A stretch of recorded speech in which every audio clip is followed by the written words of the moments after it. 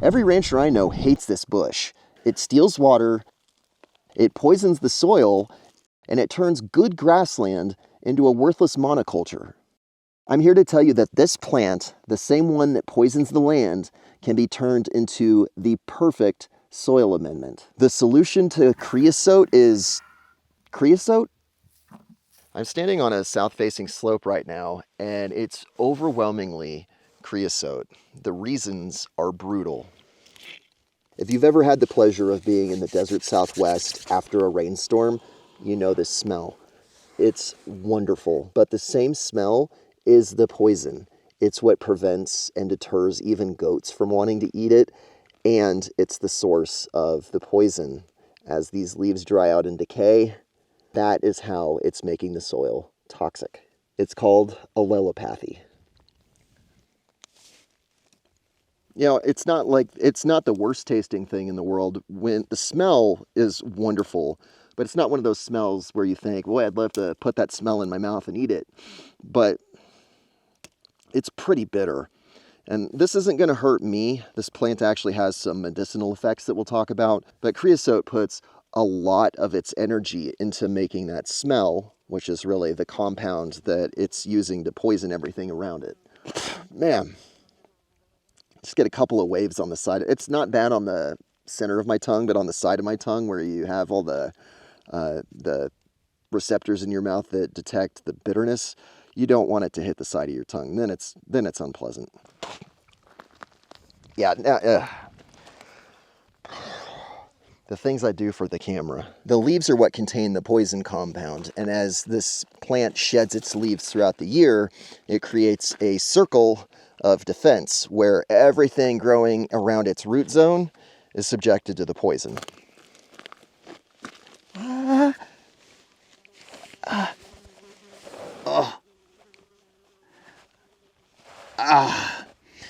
I just stabbed myself in the Achilles with a cactus. Holy cow, that hurt. I'm trying to regain my composure because I had some kind of cactus stuck to my boot, and I kicked myself in the Achilles and literally put a needle through my Achilles tendon. It hurts so bad. Anyway, back to creosote. What this plant does is it's dropping its leaves all around itself, basically in a circle. It's creating a toxic zone where it doesn't compete by growing faster or being better adapted to the environment. It kills the competition. The only plant that can survive that poison is creosote. And this is why, except in the most extreme of dry drought conditions, no cow, no goat will touch this stuff. The dead zones from the falling leaves, from this creosote and this creosote and this creosote and that creosote and that, anyway, you get the point. That's what makes this slope useless for grazing. It's not just the lack of grazing that makes ranchers hate it. Creosote fights the ranchers directly. My neighbors have always talked about how dangerous creosote is for tires, but when you look at this plant, this is one of the few plants in the desert you can grab like this and it doesn't matter because there's no thorns. So why does it hurt tires so bad? Well, if we go to its neighbor over here, this is why creosote is so dangerous for tires. You can't tell from looking at it, but this plant is a hardwood. It grows very, very slowly, and if you run over it with your tires going this way, it's probably okay. But what happens if the stick is on the ground like this and you back over it? That's a spear. And I know it goes through tires because it even got through the thick, heavy black tires of an International 4300. The rooting strategy of the creosote goes deep and wide. Let me show you the wide part. And in order to do that, I'm going to pick on this tiny little plant so that Shaun doesn't have to do any more digging than is necessary.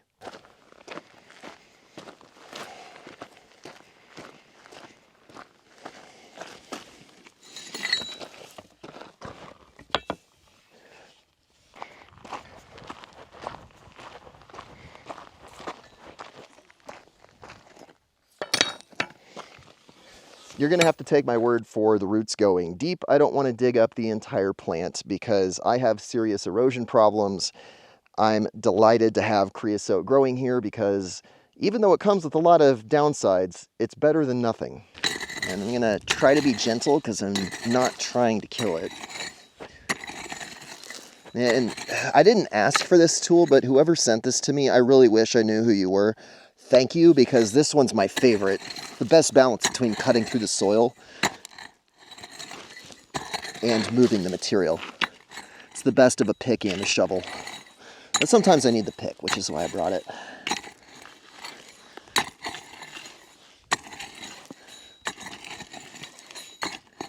There we go. I can start feeling it now.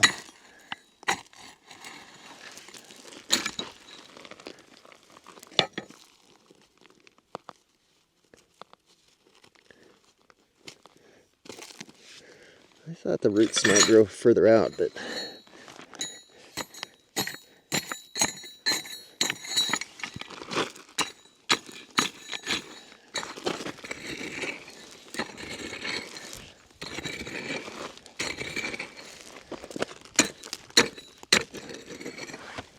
there we go. Okay, I've dug around and you can see that this is the drip line of the creosote. Maybe I severed this root, but you can see this is pretty close to matching the drip line. So I'm going to leave that little creosote in place and cover it back up.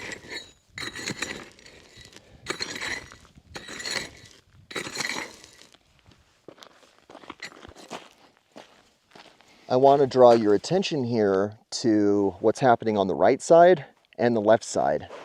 So here we have a creosote, a creosote, a creosote, a creosote. You notice from this side over, there's only creosote bush. And then to the left, these little tufts of hair that you see are all grama grass. So just to give you a close-up, this is grama, not grandma. And if I walk along this little gully, you notice that almost all of the grass is growing on this left side, the west bank, and all of the creosote is growing on the east bank. Why? Well, let's look at the roots of the grass to figure out, why does a line like this even form?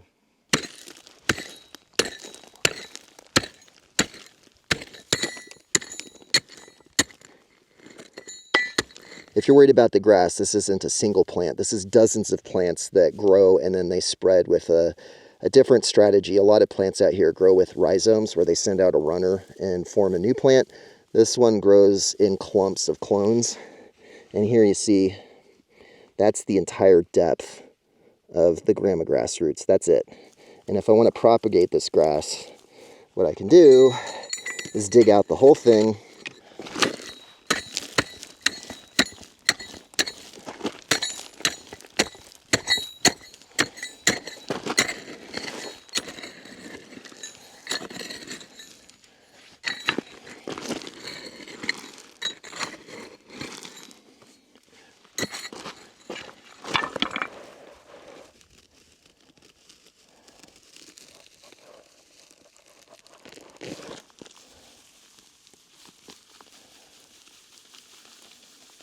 This is mostly oxidized grass.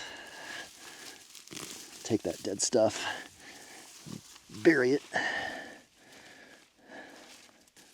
See these individual plants? This is one. These are all single plants.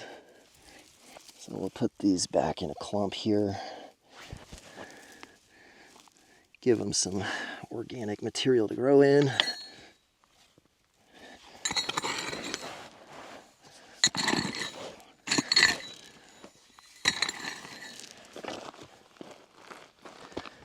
Pack that down. I wish I could give him some hydrogel or something to deal with the shock, but impromptu opportunity. Do you see how fibrous these roots are? It's the opposite of creosote. This grama grass is trying to grab whatever little soil moisture arrives.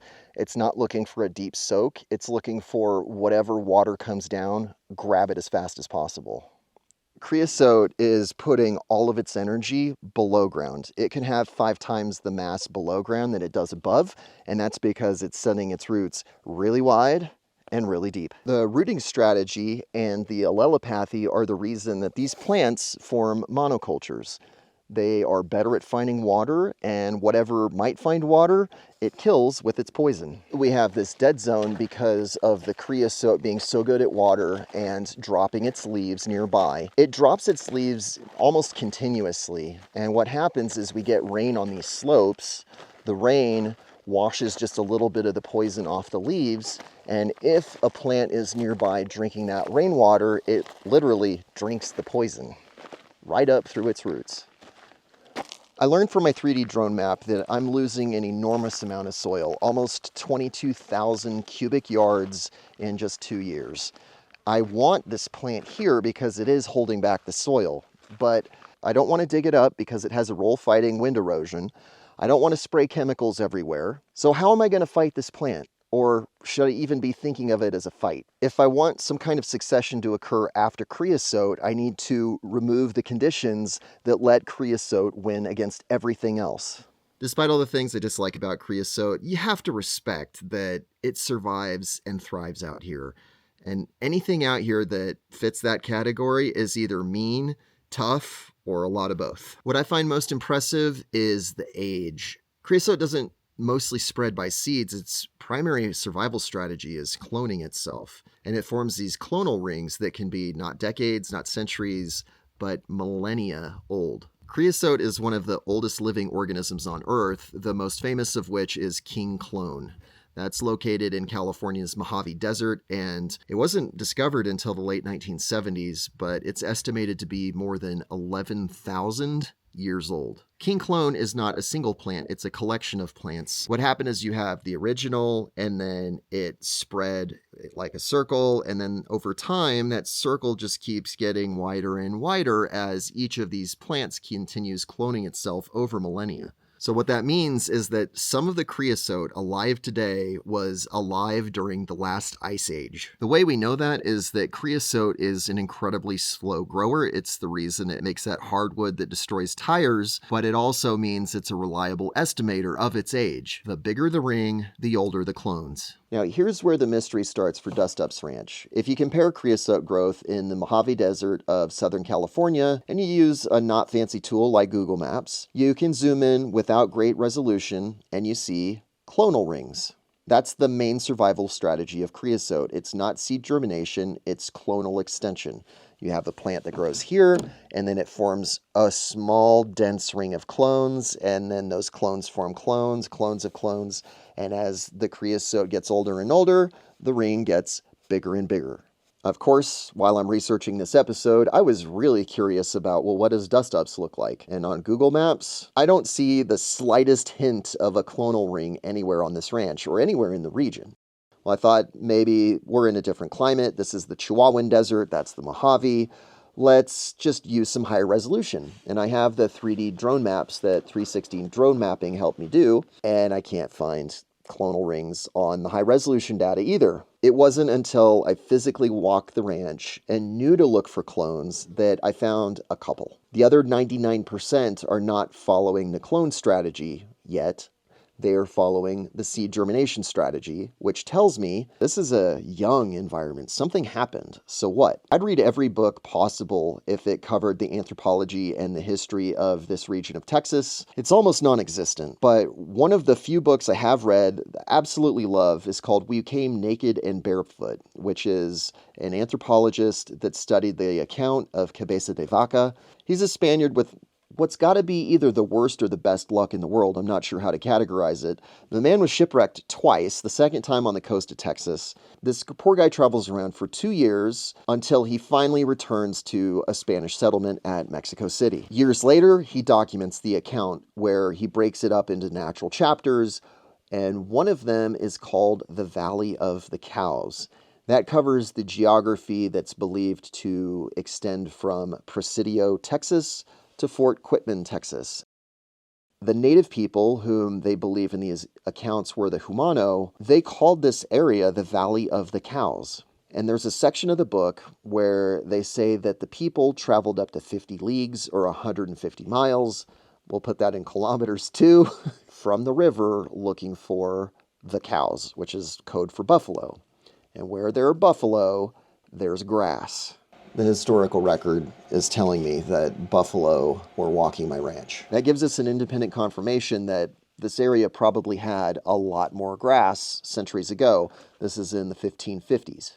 The other interesting section of the book talks about the climatological history of the Valley of the Cows, this region, including DUSTUPS, and it cites anthropological evidence indicating that this area was likely significantly wetter in the 1200s, and around that time, the climate started to shift. There was a drying phase, and that drying phase, if you have a drying of the local geography, what plant would you expect to pop up?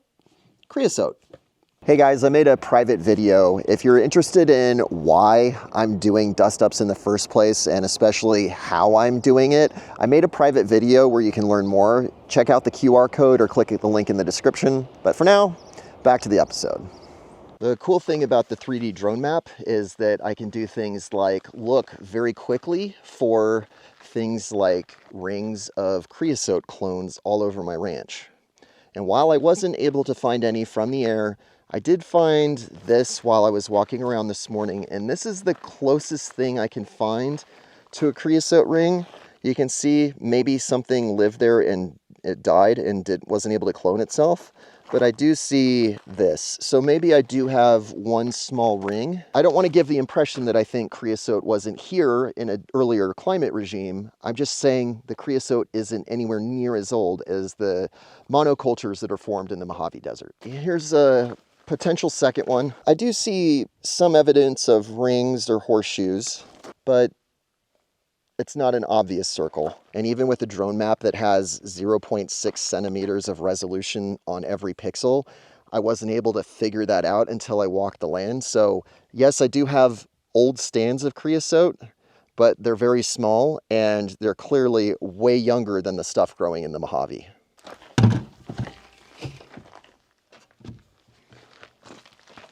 Now we're gonna sort out the stuff that looks alive versus the stuff that looks dead. I want as many plugs as possible.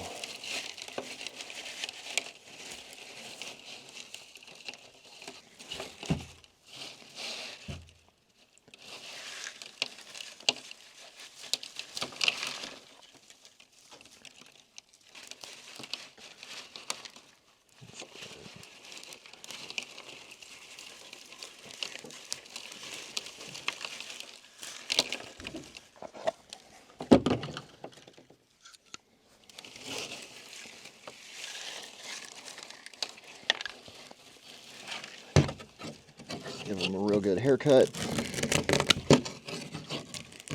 Gonna help them not dry out so bad. Okay, so we'll add this to the windbreak. And on our way back, we'll get the bucket of water. Not the most amazing mulch, but you eat the elephant one bite at a time. Okay. Let's get this surplus drain bucket.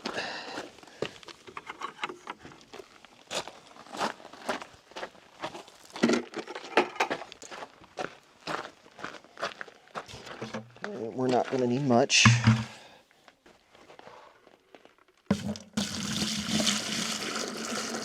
And that'll be good. We'll give them a good drink for a couple hours before we put them in.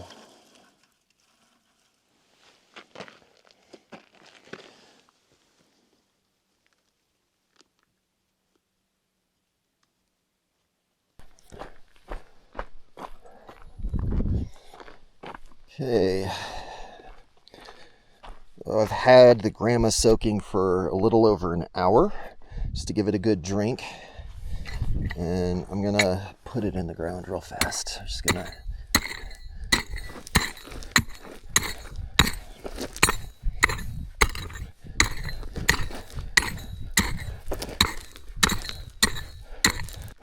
and you probably noticed it started making a rock wall along the windbreak. Original motivation is not really for wind or sun, although that'll have a teeny tiny difference. It's really about making sure that if Border Patrol drives up here, that they don't drive on my planting area. Okay. So let's get all the grass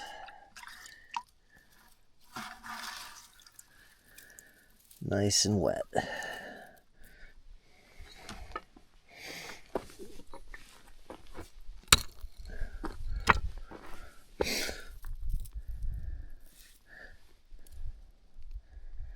You know what? I really need the tool. Oh, wait. Those aren't roots. Ooh, that's a long root.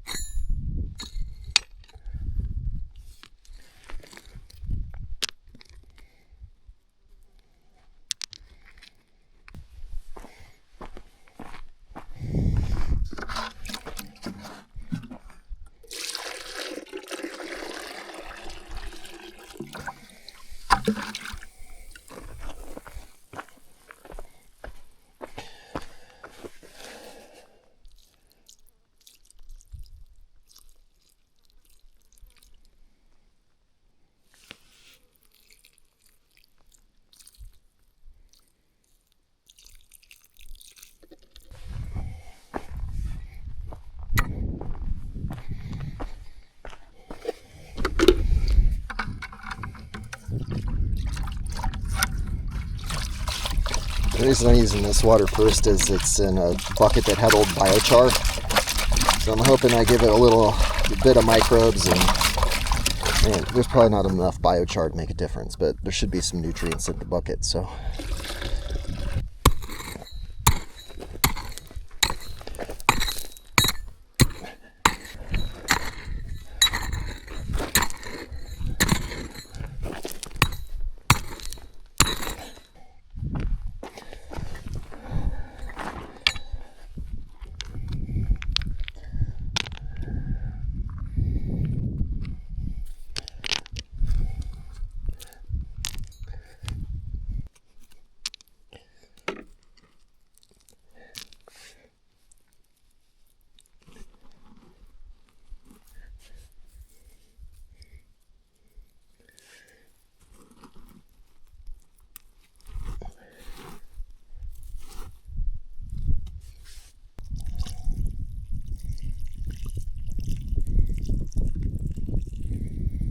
Consider an analogy with athlete's foot. Option 1, take antifungal cream, smother it all over your feet, and keep doing what you've been doing. Option 2, take your socks off, let your feet breathe. They dry out. Dryness changes the environment so that the fungus can no longer thrive. Just by changing the environment, you kill off what you don't like. We can handle creosote the same way. We don't need to kill the creosote because it is providing ecological benefits to some moths and other insects, and it's also holding my precious soil in place. I don't want to kill the creosote, I want to phase it out. The way I'm going to do that is I'm going to use creosote and turn it into biochar. Creosote's slow growth makes it a hardwood of pure carbon, the exact type of carbon that we need to establish biochar. For now, creosote has a role. It's a desert nurse, keeping anything from a rabbit on down cool in the sun. It provides shade and shelter in an otherwise mostly barren landscape. And those creosote leaves that I ate earlier, I can't say I enjoyed them too much, but they do have medicinal value. They treat everything from muscle pain to chest congestion, although I don't think they do much good for stabbed tendons. I don't know if it comes out.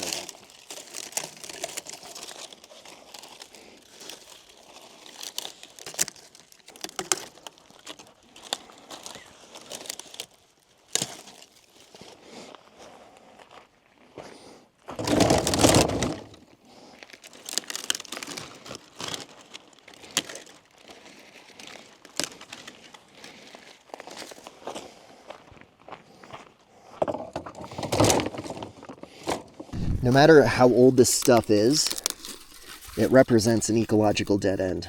And my job is to build a desert forest. And I need to open up the succession cycle so I can get this land to its highest sustainable value and output.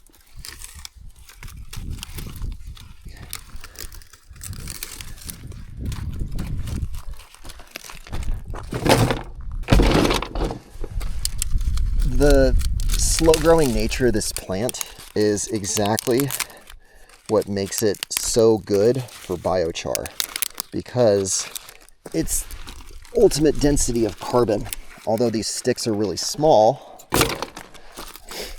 there's going to be a lot of good airflow early on, and then when we cover it with soil, we should get outstanding charcoal. I've talked a lot about biochar and how it works. The main value is the soil microbiology. Because it is so incredibly porous, it can absorb nutrients and provide a structure, almost like a house, for all the fungi and the bacteria and all the stuff that we want growing to support our plant life. And then the second major value is it holds 3 times its weight in water. So what we're doing is we're taking this creosote that steals water from everything. We're going to turn it into biochar, charge it, and then put it right back by the creosote, where it'll kill creosote instead of supporting creosote. But before I do that, I'm going to need a kiln to safely make charcoal in the desert. And the way I'm going to do that is by making a big hole to function as a kiln. In order to make a kiln to fire the biochar, I need to do this safely. I don't want this to turn into a whole other project. The safest way I can do this and the fastest way is to do it old school, which is to dig a big hole. But this ground is pretty nasty. I'm going to call in some help to make this go a lot more efficiently.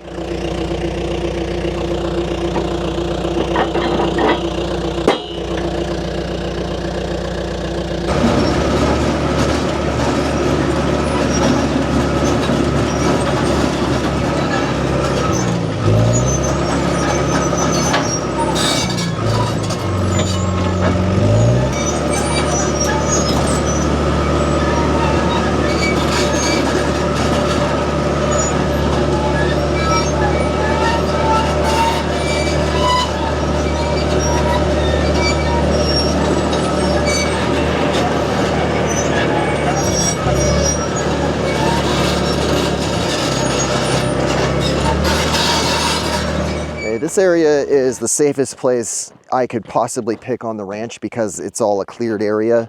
We moved all this material to make the primary windbreak that leads to camp, and I've dug all this material up so that I can make a pit. My emergency plan is if I see that I'm not controlling the fire, that I've got a bulldozer and I can just smother it.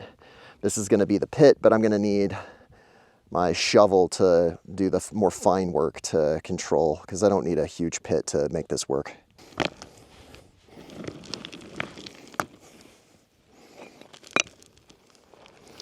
Gosh, I ought to be building walls with this stuff.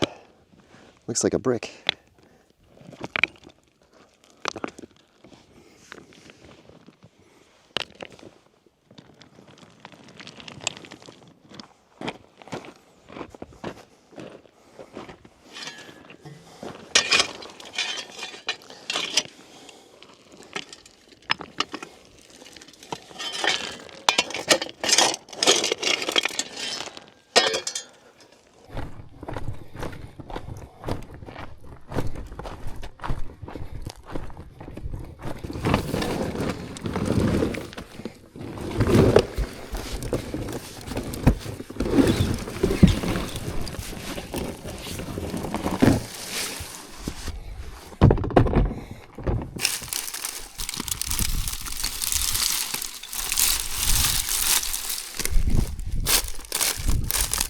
If you're watching this and you're thinking, man, it's like, I understand the benefits of biochar, but this seems so inefficient, why don't you just buy it? I actually agree with your criticism. You should just buy it if all you care about is the biochar. But I confess to having dual motives in making this episode, which is I want to reduce the brush fire load in your camp. And by picking up all those sticks, you notice I didn't only pick up creosote, although it was most of it. Picked up a little bit of the agave stalks, but also quite a bit of ocotillo. Ocotillo is extremely slow growing. It's got the same carbon quality, or similar, as creosote. So my real idea was, I don't want to burn camp down. So I wanted to put everything here. We're going to make something productive out of it. And then we'll worry about charging it in place, because right behind me, this is all the windbreak. And I want to have a lot of carbon here so that we can help the Afghan pine and the scaffolding species that we're going to plant in the spring. But what I'm doing right now is just building a little bit of a fire ring. I mean, there's literally nothing around here to catch on fire, but I really don't want the fire escaping, so and make sure that the rocks are higher than the tinder. And then we'll fire up the dozer to make sure that we actually have our fire prevention tool ready to go. I don't want to have to start it under stress. Make sure it's already warmed up and ready to work in the very unlikely event that I actually need it. I do want to say very clearly, this is for an agricultural purpose. We are making biochar to plant a crop. All right.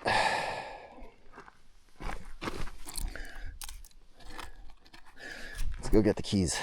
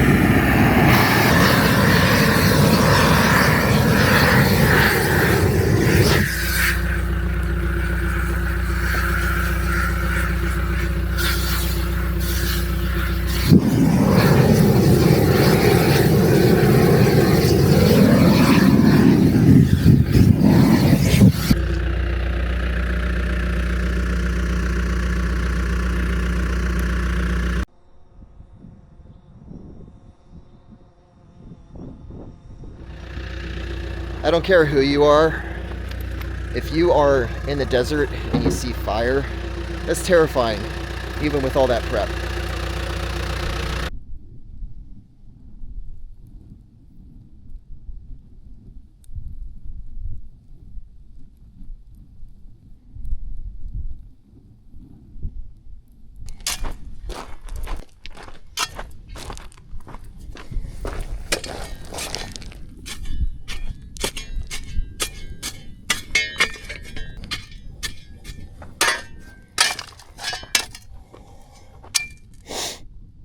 Yeah, standing here, I realized I should have lined the bottom with cardboard. Oops. So that fire's dying. You can see I've charred all the rocks, and aside from occasional licks, that flame's pretty low. So I'm gonna basically start the dozer here in a minute and just cover this fire. And that way we're left with charcoal and not ash.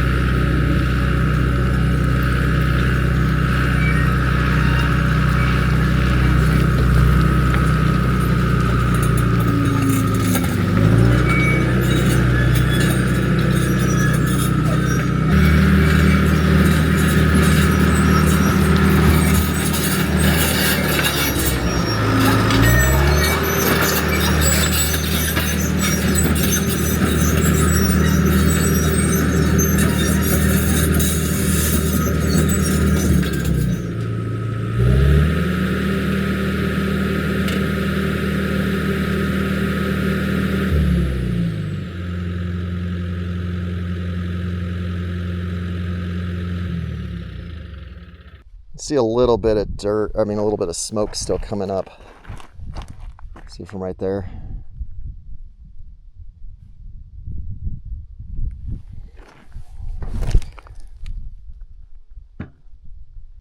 That's the only spot, so.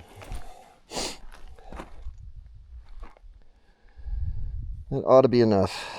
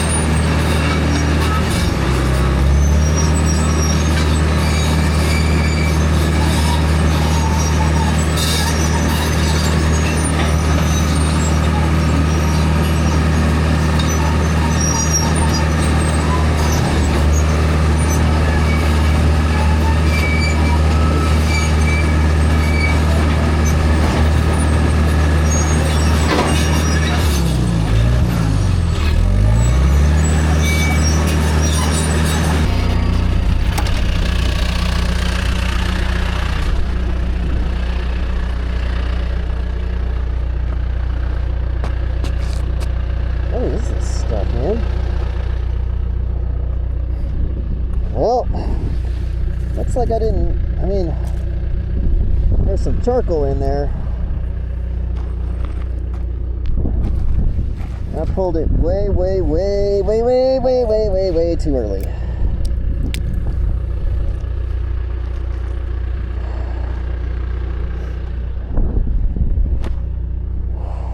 Well, I guess I just did a complicated way of adding organic matter in one spot. I'll spread this out a little bit, and I'm going to smooth this so I have a nice turnaround.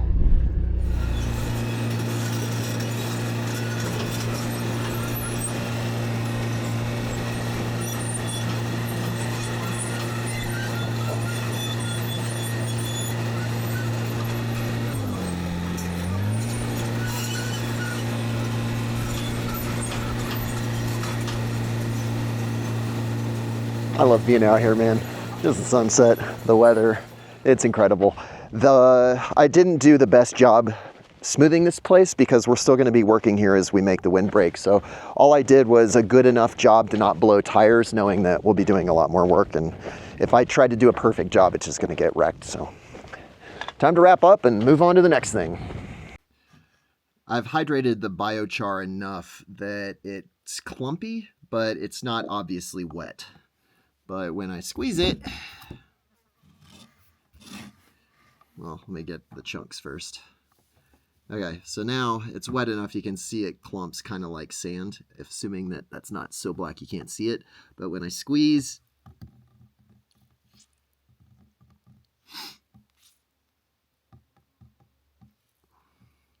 we get water. Biochar, well, it's not biochar yet that we made with creosote. I have already pre-charged some biochar, so I'm cheating a little bit so that we can skip ahead. I'm going to take some of this biochar that's now 30 days old, and we'll spread it to help encourage an environment where grasses can outcompete the creosote.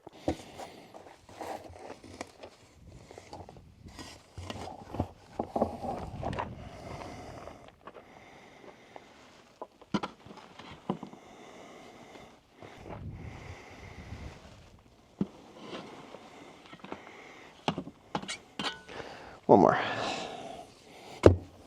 This area is right next to camp. It's next to my sitting area. I would love to expand my island of green.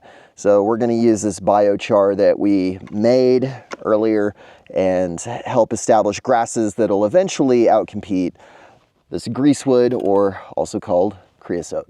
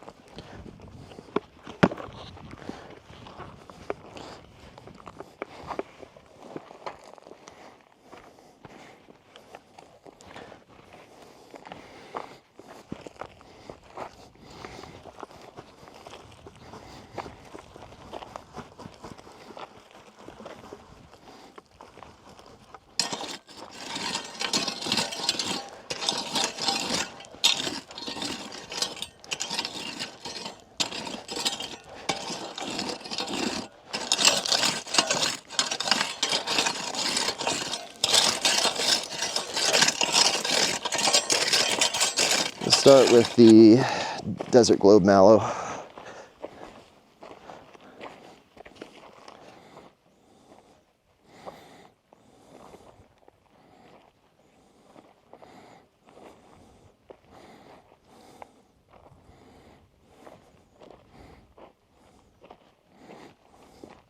And we'll do some Blue Grama.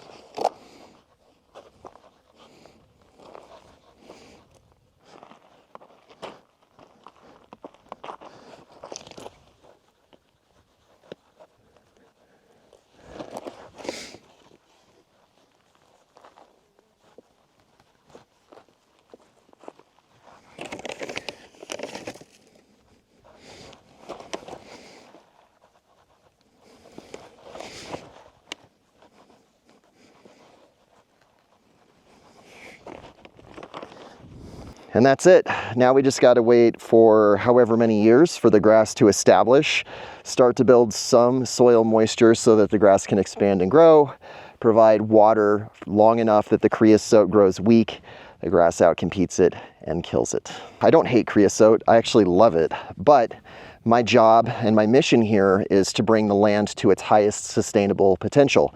And I think creosote is an ecological dead end. I want to use creosote to work itself out of a job. This method, I believe, is one way to do it. If you like hardy desert pioneers like the creosote bush, you're going to love this episode about cholla.